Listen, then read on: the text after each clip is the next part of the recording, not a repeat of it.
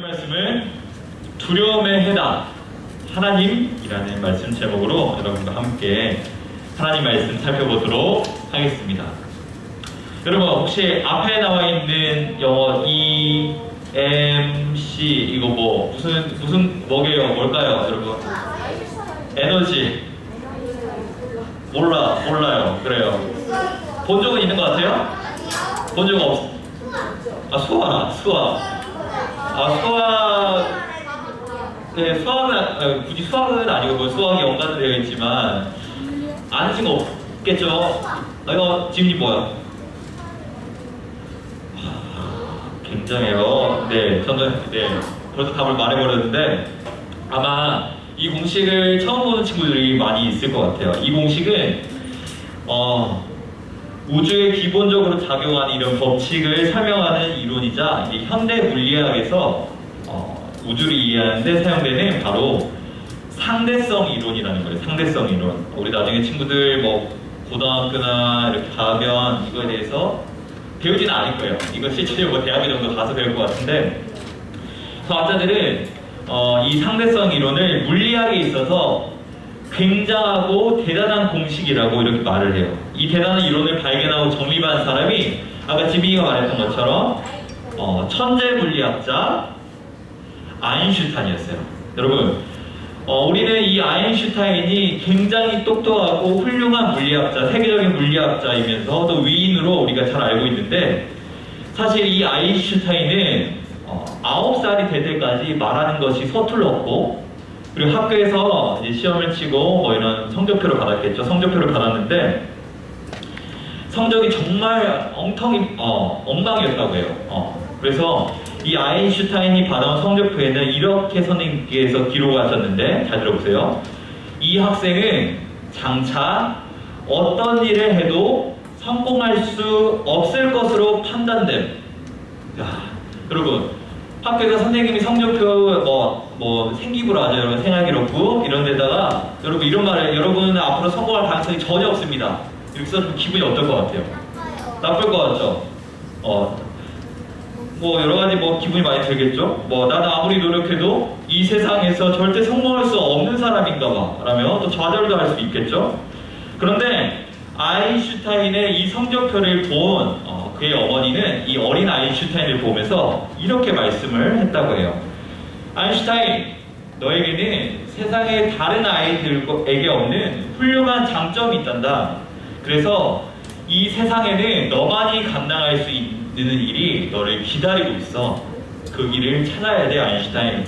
너는 틀림없이 훌륭한 사람이 될 거야 라면서 하루에도 수십 번씩 아인슈타인에게 이런 말을 해주면서 용기를 주었다고 해요. 아인슈타인은 세상으로부터 성공할 수 없다라는 이런 도장에 지켰고 그로 인해서 좌절에 빠질 수도 있었지만 그럼에도 불구하고 자신을 이해해주고 기다려주고 또 용기를 준 어머니로 인해서 자신의 인생을 포기하지 않았고 마침내 역사에 길이 남을 훌륭한 세계적인 대단한 물리학자가 될 수 있었어요. 그런데 여러분 이 세상에서 아인슈타인뿐만 아니라 많은 사람들이 어떤 다른 사람들의 시선이라든지 말로 인해서 좌절하고 자신의 재능을 마음껏 펼치지 못한 채 살아가고 있어요. 그런데 여러분 과연 우리 삶은 어떤가요? 우리 삶에서도 역시 마음이 무너지거나 좌절되는 때도 많고 하나님의 말씀을 따라 사는 그 삶이 때로는 너무나 부담이 되고 힘들어서 하나님의 말씀 가운데 순종하지 않고 싶은 그런 생각이 또한 그런 때가 참으로 많이 있어요.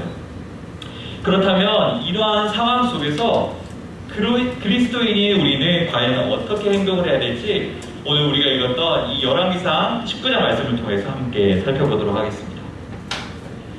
지난주 우리가 함께 살펴봤던 것처럼 이 엘리야와 바알 선지자가 이 갈멜산에서 이 전투를 통해서 북이스라엘의 모든 백성은 여호와 하나님만이 진짜 하나님이다. 여호와 하나님만이 참 하나님이다라는 사실을 깨닫고 하나님만 섬기기로 이렇게 고백했어요.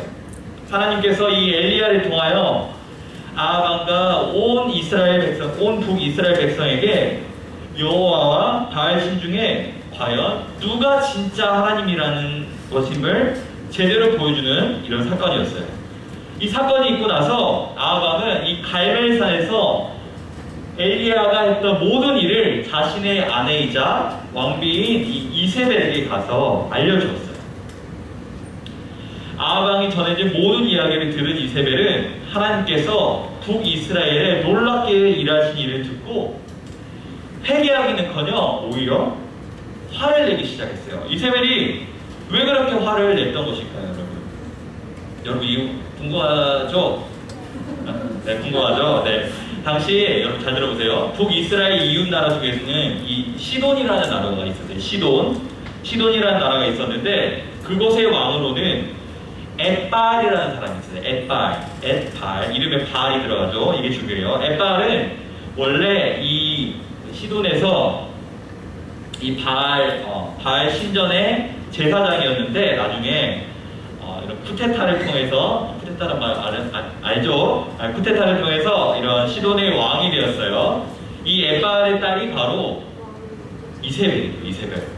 그래서 이 바알 제사장의 딸로 이렇게 자란 이세벨은 바알을 섬기는 것이 너무나 자연스럽고 당연한 것이었어요.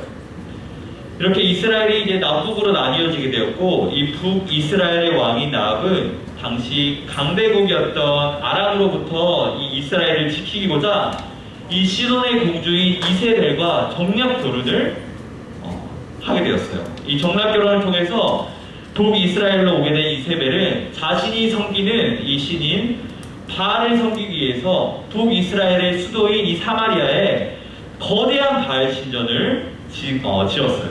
그만큼 그 누구보다 바알을 열심히 섬기는 이 이세벨에게는 하나님께서 엘리야의 기도를 들으시고 또 하늘로부터 불이 내린 이런 사건과 그리고 모든 바알 선지자를 죽이라는 그 소식을 듣자 또한 죽었다는 그 소식을 듣자 이세벨은 머리 끝까지 화가 날 수밖에 없는 이런 상황이었어요. 그래서 이세벨은 이 엘리야에게 전령, 즉 명령을 전하는 사람을 보내서 내일 이맘때까지 내가 너를 반드시 죽이겠다.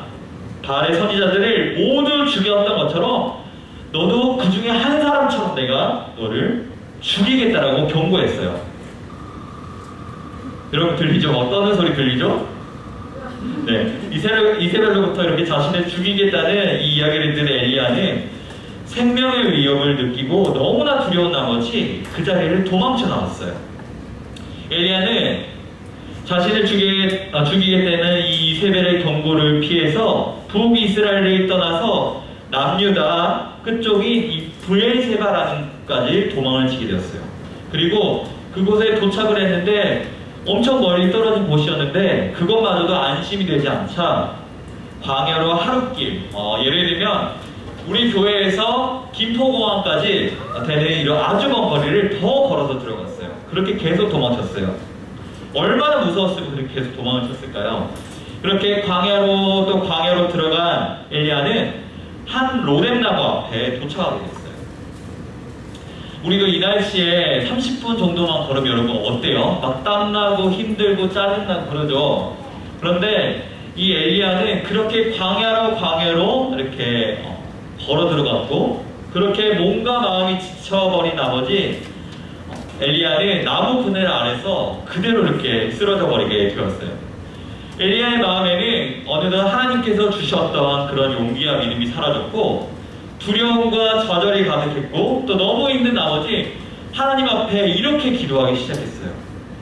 하나님, 저는 모든 것을 다 했고 이제 너무 지쳤습니다. 하나님, 제 목숨을 거두어 가주세요. 하나님, 나 너무 힘들어요. 하나님, 제 목숨을 가져가 주세요. 라며 이렇게 하나님 앞에 기도했어요. 사랑하는 여러분, 우리가 엘리야를 통해서 알 수 있는 것처럼 하나님께서 함께 하시고 또 사용하시는 능력 있는 사람이라고 할지라도 매일매일이 행복하고 즐겁진 않아요. 포기하고 싶고 도망치고 싶고 이런 힘듦과 어려움의 삶이 우리의 삶 가운데 나타날 수 있어요. 하나님, 내가 어려움을 이길 수 있도록 힘과 용기와 능력을 주세요 라는 기도도 나오지 않을 만큼 우리 삶이 때로는 힘들고 어려울 수가 있다는 거예요. 우리 지금도 하나님께 이길 수 있도록 힘을 달라고 하는 이 기도도 물론 중요해요. 굉장히 중요해요. 물론 중요하지만 때론 그 기도가 나오지 않을 때 하나님께 하나님 나 너무 힘들어요. 하나님 나 못 버틸 것 같아요. 하나님 나 진짜 죽을 만큼 너무 힘들어요 라고 하나님 앞에 솔직한 마음으로 하나님께 고백할 수 있는 여러분이 되었으면 좋겠습니다. 엘리야가 이렇게 하나님께 하나님 나 정말 힘들어요. 진짜 죽겠어요 라고 기도했을 때 하나님께서 어떻게 반응하셨을까요? 하나님은 천사를 보내셔서 엘리야에게 물과 떡을 주시고 그것을 엘리야가 받아먹었어요. 이것을 받아먹은 엘리야는 다시 힘을 얻을 수 있게 되었고 엘리야는 힘을 내어서 하나님의 산 호렙산에 도착했어요. 이렇게 호렙산에 도착하자 하나님의 말씀이 이 엘리야에게 임한 거예요. 엘리야야 너가 왜 여기 있냐? 라는 질문에 엘리야가 하나님께 대답했어요. 하나님 저는 최선을 다해서 당신을 섬겼고 또 하나님께서 이스라엘 백성들에게 전하라는 그 말씀도 전했습니다. 그런데도 당신의 백성들은 당신과의 약속을 잊어버렸고 우상을 섬겼고 또한 당신의 당신의 선지자들을 죽였습니다. 그리고 이제는 저 혼자만 남았는데 그 혼자 남은 저 역시 저마저도 죽이려고 합니다. 그동안 하나님께서 함께 하시고 많은 기적을 보여주신 것을 모두 잃어버린 채 엘리야는 당장 자신이 죽을 수 있다는 이런 두려움이 가득해서 하나님 앞에 목소리를 높였던 거예요. 이 하나님은 크고 강한 바람과 지진과 불을 통해서 작은 목소리로 엘리야에게 말씀하셨어요. 엘리야야 너는 되돌아가서 예후에게 기름을 부어 북이스라엘의 왕으로 삼고 엘리사에게 기름을 부어서 너를 뒤이을 선지자로 세워라. 그리고 내가 이스라엘 가운데에 바알에게 입맞추지 않을 7,000명을 남겨두었다라고 엘리야에게 말씀하셨어요. 하나님의 말씀을 들은 이 엘리야의 마음이 여러분 어땠을까요? 하나님께 맡겨주신 사명을 위해 매일같이 열심히 달려왔지만 이세벨이 자신을 죽인다는 그 소식을 듣고 두려워 떨면서 이스라엘은 하나님을 위해 일할 사람이 자기밖에 남지 않았다고 생각했어요. 하지만 하나님은 자신의 목적을 잃지 않고 좌절한 엘리야를 그냥 내버려 두시지 않았던 거예요. 따뜻한 목소리로 엘리야를 일으켜 세우시고 엘리야에게 또한 새로운 사명을 주셨고 하나님의 일을 할 수 있도록 용기를 주셨어요. 이렇게 엘리야는 하나님의 말씀에 위로와 힘을 얻고 다시 앞으로 나아갈 수 있게 된 거예요. 사랑하는 여러분, 오늘 우리는 이 하나님의 사명을 따라 살아가는 엘리야가 자신이 죽을지도 모른다는 이런 두려움과 고통 속에서 헤매면서 차라리 자신의 생명을 거두어 가시길 바라는 이런 엘리야의 연약한 모습을 우리가 살펴보았어요. 엘리야의 그 모습을 보신 하나님은 엘리야가 그대로 용기를 잃고 쓰러지도록 내버려 두시지 않았던 거예요. 하나님은 홀로 외로워하며 쓰러져 있는 엘리야가 다시 힘을 얻고 또 힘을 내며 나아갈 수 있도록 먹이시고 말씀으로 위로하셨고 또한 엘리야에게 새로운 사명을 주셨어요. 엘리야는 자신이 생각했던 것과는 다른 상황이 되자 낙심하며 하나님께서 자신을 부르셨던 그 목적과 사명을 잃어버렸어요. 하지만 언제나 엘리야와 함께 하셨던 하나님께서 포기하지 않으셨고 엘리야에게 새 힘을 주셨던 거예요. 사랑하는 여러분, 우리도 살아가면서 때로 엘리야처럼 지치고 또 괴로운 일을 마주칠 때가 너무나 많이 있어요. 하나님의 그 사랑으로서 친구를 사랑했는데 친구들이 뭐야 저 진짜는 과 같이 무시를 하거나 아니면 내가 하나님 앞에 정말 정직하게 행동했지만 때로는 내가 생각하지 못했던 이런 어려움들을 겪을 수도 있어요. 그럴 때 우리는 어떤 마음이 들까요? 아 짜증나, 괜히 하나님 말씀 따라가지고 이런 일 겪잖아 라며 우리 마음에 화와 짜증과 분노가 나오지 않을까요? 하나님께 원망과 불평이 들고 하나님의 말씀을 따라 순종하고 싶지 않은 마음이 너무나 들 거예요. 그런데 여러분, 우리 친구들이 다른 것 다 잃어버려도 괜찮은데 이거 하나만 꼭 기억했으면 좋겠습니다. 우리가 힘들고 어렵고 아무리 어려운 상황 가운데 있을지라도, 우리의 마음이 무너지는 그 상황 가운데 있을지라도 하나님께서는 우리와 함께 하신다는 사실이에요. 그리고 여러분의 삶에서 힘듦과 불평을 하나님께 솔직하게 또 이렇게 고백할 때 하나님께서는 우리의 마음을 아시고 또 우리가 다시 일어날 수 있도록 힘과 용기를 주세요. 조사님 이야기 하나 잠깐 해주고 마치도록 하겠습니다. 조사님이 이거는 부모님도 모르는 사실이에요. 조사님이 고등학생 때 집안이 많이 형편이 어려워서 이제 고등학교도 좀 멀리 가게 되는 상황이었어요. 버스도 3번 정도 갈아타면서 1시간 반 정도 가는 이런 상황이었어요. 그런데 어느 날 이제 수업을 마치고 집을 돌아와야 되는데 주머니에 버스비 500원이 없는 거예요. 근데 이미 친구들은 뭐 다 집을 먼저 가버렸고 어디 돈을 빌릴 수도 없는 상황이어서 또 남자 자존심이라는 게 있잖아요. 남자 자존심. 네, 이게 누구한테 빌릴 수도 없겠더라고요. 그러면서 이제 터벅터벅 이제 집까지 걸어가기 시작했어요. 버스로는 1시간 반 걸리는 거리지만 걸어서는 4시간 반이 걸리더라고요. 네, 4시간 반 거리에 집을 걸어갔는데, 그렇게 걸어가면서 얼마나 하나님을 원망했는지 모르겠어요. 하나님, 나도 다른 친구들처럼 용돈도 받으면서 자유롭게 내가 쓰고 싶은 것도 쓰고 이런 버스비 걱정 없이 살고 싶어요. 근데 나는 하나님 앞에 나름 그래도 정직하게 산다고 이렇게 살아가고 하나님 말씀도 읽고 살아가는데, 하나님 나한테 나를 향하신 계획이 있다고 말씀하셨는데 나의 삶은 왜 이래요? 거지도 아니고 하나님 500원이 없어서 나 4시간 반 동안 걸어왔어요. 그때 또 장마여서 비가 왔거든요.